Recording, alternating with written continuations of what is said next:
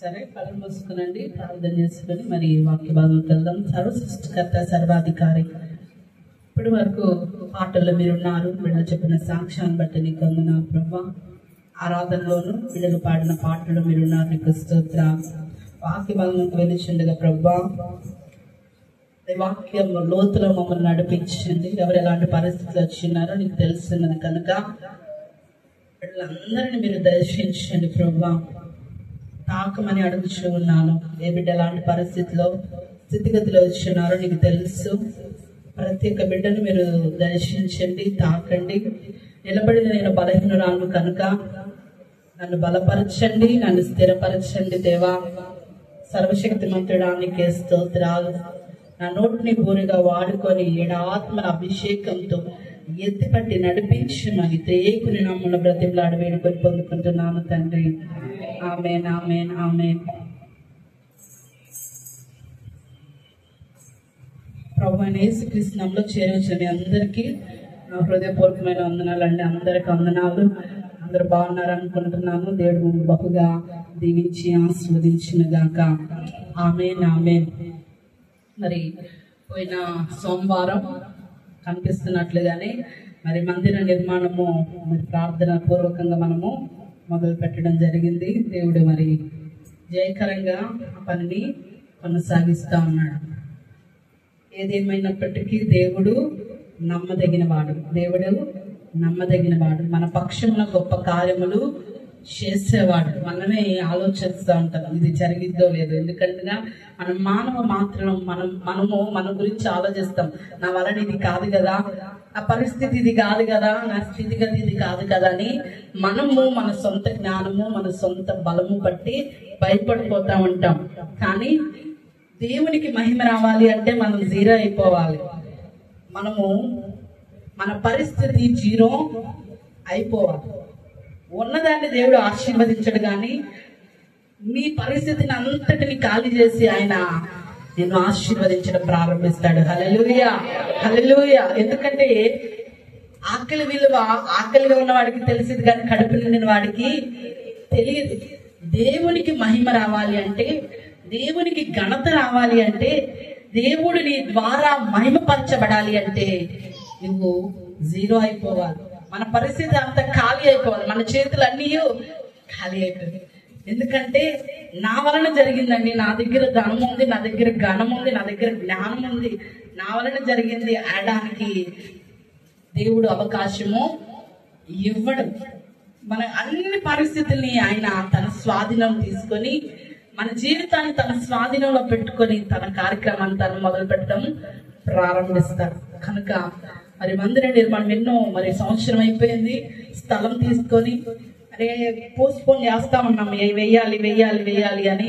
మరి దేవుని నిర్ణయం చొప్పున, దేవుని ప్రణాళిక చొప్పున మరి సోమవారం 3వ తారీఖున మరి మొదలు పెట్టడం జరిగింది.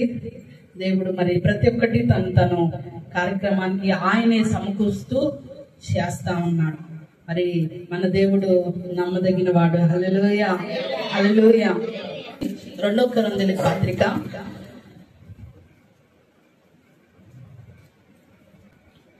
కొరింథీయుల పత్రిక 10వ అధ్యాయము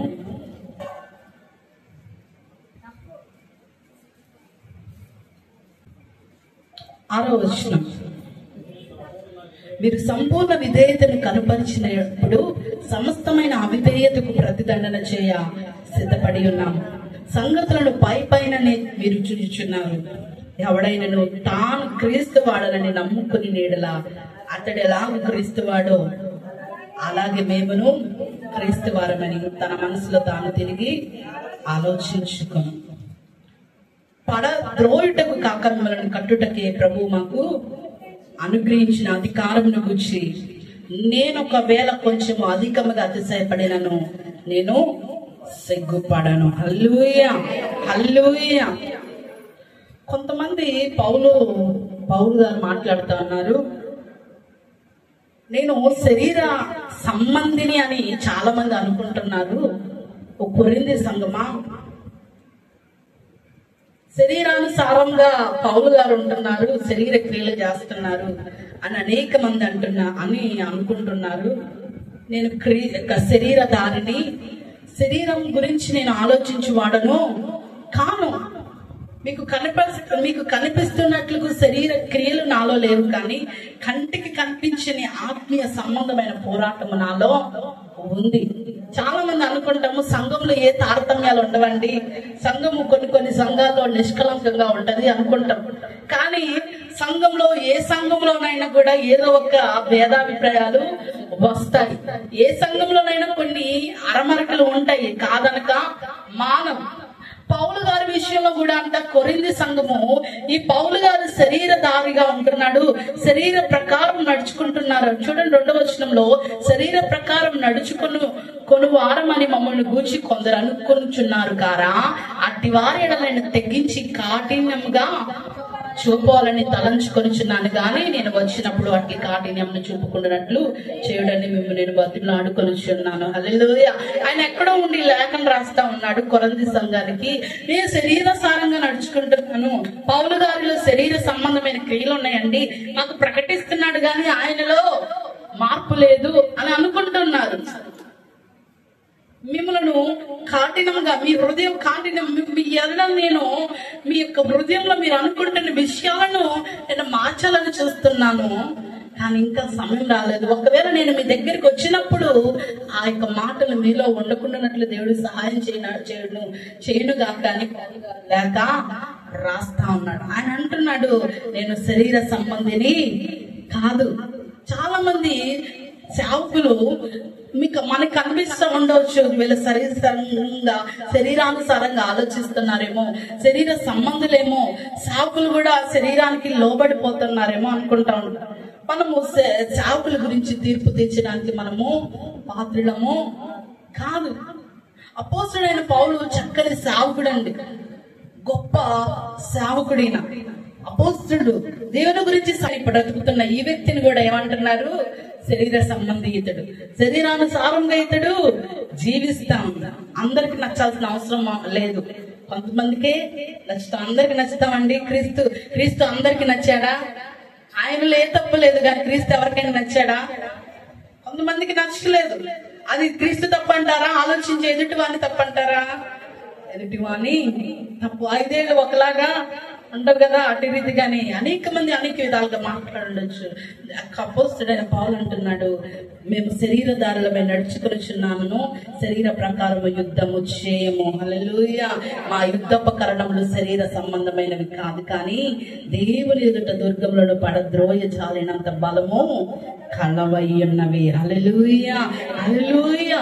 మా యుద్ధములు శరీర సంబంధమైన యుద్ధములు కావు. సేవ చేసే ప్రతి ఒక్కరి యుద్ధంలో ఏమండి, ఆహారం ఉండకపోయినా, ఈ లోకంలో ధనం ఉండకపోయినా వాటి గురించి ఆలోచించరు. కానీ ఒక ఆత్మ ఎక్కడ దేవుడి నుంచి దూరం అయిపోయిందో, ఒక ఆత్మ ఎక్కడ దేవుణ్ణి విడిచిపోయిందో అని మిమ్మల్ని దేవునికి చేరువ చేయాలనే బాధపడతారే గాని మిమ్మల్ని దేవునికి దగ్గర చేయాలని ఆశపడి ఆత్మ సంబంధమైన యుద్ధాలు చేస్తారు, కానీ శరీర సంబంధమైన యుద్ధాలు కనపడవు. దేవునికి ఎదుట నీతిగా బిడ్డలు బ్రతకడానికి ప్రయత్నం చేస్తారు. అంతే కదంట, దేవునికి వ్యతిరేకమైన జ్ఞానము మీలో ఉంటే దాన్ని అడ్డగించి మీ ఆత్మను దేవునికి దగ్గర చేయాలని ప్రయత్నము చేస్తారు. ఇప్పుడు నా ఆత్మ దేవుని దగ్గరికి ఉండాలి, దేవుని చెంతకి మనము చేరాలి. కింద వచ్చిన చూసినట్లయితే, ఆ రోజు మీరు సంపూర్ణ విధేయత కనపరిచినప్పుడు సమస్తమైన అవిధేయతకు ప్రతిదండన ఏం చేయాలి? ప్రతి క్రైస్తవుడు ఏం ఉంచుకోవాలని ఉన్నామా? విధేయత. చెప్పలేంటండి? విధేయత. ప్రతి క్రైస్తవుడికి విధేయత ఉండాలి.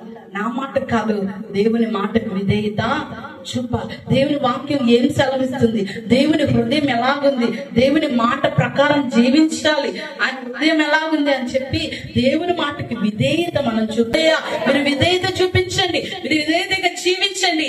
మీ పట్ల దేవుడు ఎందుకు కార్యాలు చేయడో నేను మాట్లాడతాను అని అపోస్తలుడైన పౌలు సెలవిస్తుంది. మనం విధేయత చూపించాం, దేవుని మాటను వినము, దేవుడు చెప్పిన మాటలు మనం జీవించాం.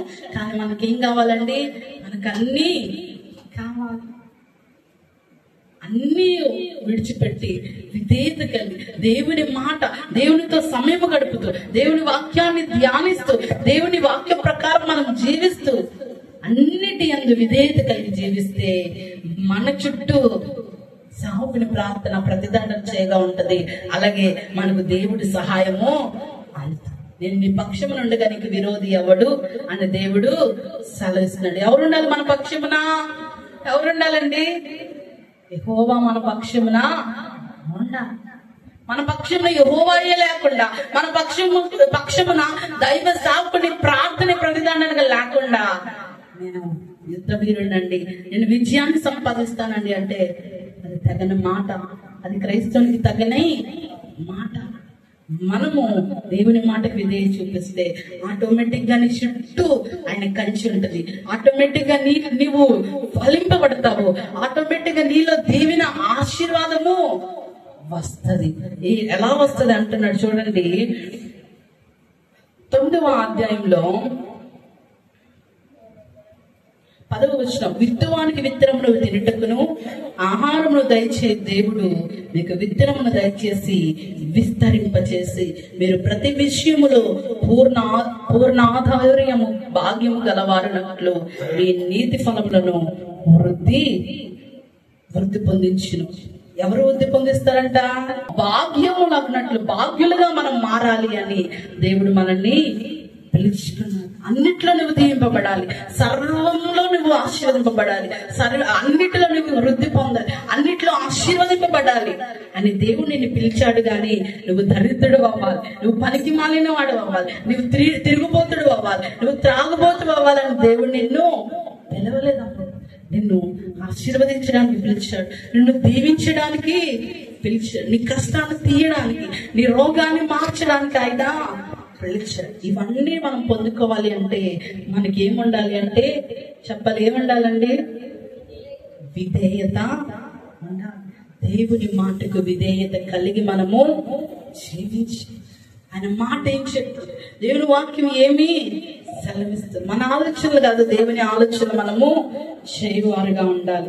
మీరు సంపూర్ణ విధేయతను కనపరిచినప్పుడు సమస్తమైన అవిధేయతకు ప్రతిదండ చేయ సిద్ధపడి ఉన్నాము. సంగతులను పైననే మీరు చూచుచున్నారు. ఎవడైనను తాను క్రీస్తు వాడనని నమ్ముకుని నీడలా అతడు ఎలా క్రీస్తు వాడో అలాగే మేము క్రీస్తు వారమని తన మనసులో తాను తిరిగి ఆలోచించుకొనవాలను. హల్లెలూయా. చక్కని మాట అంటున్నాడు. నువ్వు ఎలాగ క్రీస్తు వాడవో, నువ్వు ఎలాగ క్రీస్తులో వచ్చావో, నీ ముందు వాడు కూడా అలాగే క్రీస్తులోనికి. ఇప్పుడు మీలో నేను క్రీస్తు వాడిని ఎలా చెప్పుకుంటామండి? క్రీస్తు దానం అని చెప్పుకోవడానికి ఎలాగ చెప్పుకోగలుగుతావు చెప్పండి? ఎలా చెప్పుకోగలుగుతారు? ఏం చెప్పగలుగుతారు? నేను క్రీస్తు కొరకు ఎలా చెప్పగలవు నువ్వు క్రీస్తు వాడవని? ఎలా చెప్పుకోగలవు నువ్వు క్రీస్తు దానవని? ఏమన్నా విడిపించావా? ఏమన్నా దేవుని కొరకు ఆ త్యాగం చేసావా? ఏం చేస్తావు నువ్వు క్రీస్తు దానం అని చెప్పుకోవడానికి? రక్షణ ఒకటి, మారు మనసు, ఆ రక్షణ ఒకటి అడ్డు పెట్టుకొని ఒక బల్ల తీసుకొని నేను ఇంక చాలండి నేను క్రీస్తు దాన్ని అనుకుంటున్నావు. ఎంతకాలం నేను నువ్వు మోసం చేసుకుంటావు? ఎంతకాలం నిన్ను నువ్వు మోసం చేసుకుంటావు ప్రియ సహోదరుడా? ఎంతకాలము? మోసపోకుడి దేవుడు వెక్కిరింత పాలడు. ఆయన వెక్కిరింత పాలడు. ఎవరు వెక్కిరింత పాలవుతాడంటే మనమే వెక్కిరింత పాలవుతాం, మనమే వెలివేయబడతాం, మనమే దూషింపబడతాం, మనమే ఒక్క దినమున బహిరంగముగా గుమ్మ వేయబడతాం. ఆ స్థితి రాకముందే నీ క్రీస్తు దానండి నాకు నిచ్చుతుంది.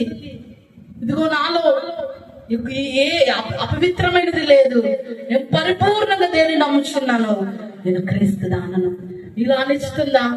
నీలో ఆ విధేయత ఉందా? ఎంతమందికి ఉంది? చేతులు ఎత్తండి. దేవుని రాజ్యానికి నేను సంపూర్ణంగా విధేయత, నేను క్రీస్తు దానను అని ఎంతమందికి ఉంది?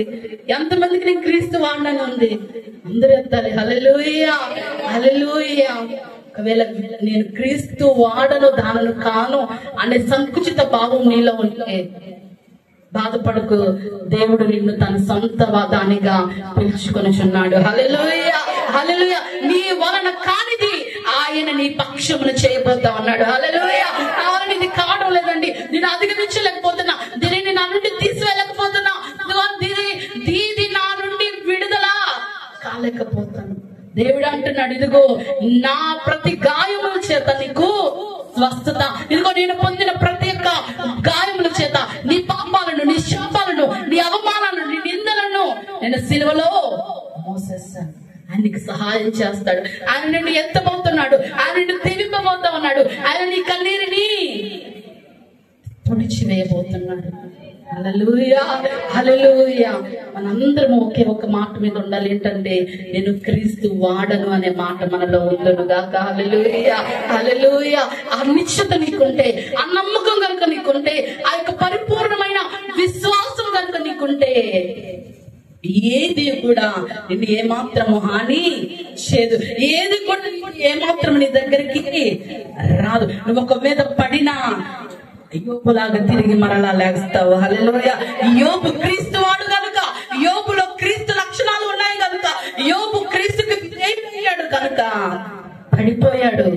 పడిపోవడం అంటే నా ఉద్దేశంలో శ్రమను పాలయ్యాడు, మరలా రెండంతల దీవెనలతో పైకి లేపబడి ఉన్నాడు. హల్లెలూయా, హల్లెలూయా. ఒకవేళ నువ్వు పడిపోతున్నా, ఒకవేళ నువ్వు శ్రమల గుండా వెళ్తున్నా, ఒకవేళ నువ్వు బాధల గుండా వెళ్తున్నా, అవమానాల గుండా వెళ్తా ఉన్నా, నువ్వు క్రీస్తు వాడవైతే, నువ్వు క్రీస్తు దానవైతే, నువ్వు పడిన వేదన నిందల కంటే రెండంతల దీవెన ఆశీర్వాదంతో క్రీస్తు వాడను, నాలో బలహీనమైనను నేను దేవుడిని స్తుతిస్తాను. నాకు ఆకలి అయినను, కట్టు నిండినను, సంతృప్తి అయినను, అసంతృప్తి అయినను, ఆరోగ్యమైనను, అనారోగ్యమైనను, ఏ పరిస్థితిలోనైనను నేను దేవుని మాత్రమే స్తుతిస్తాను అని మా ముందు ఒక గొప్ప వాక్యమును విడిచిపెట్టి వెళ్ళిపోయాడు. హల్లెలూయా, హల్లెలూయా.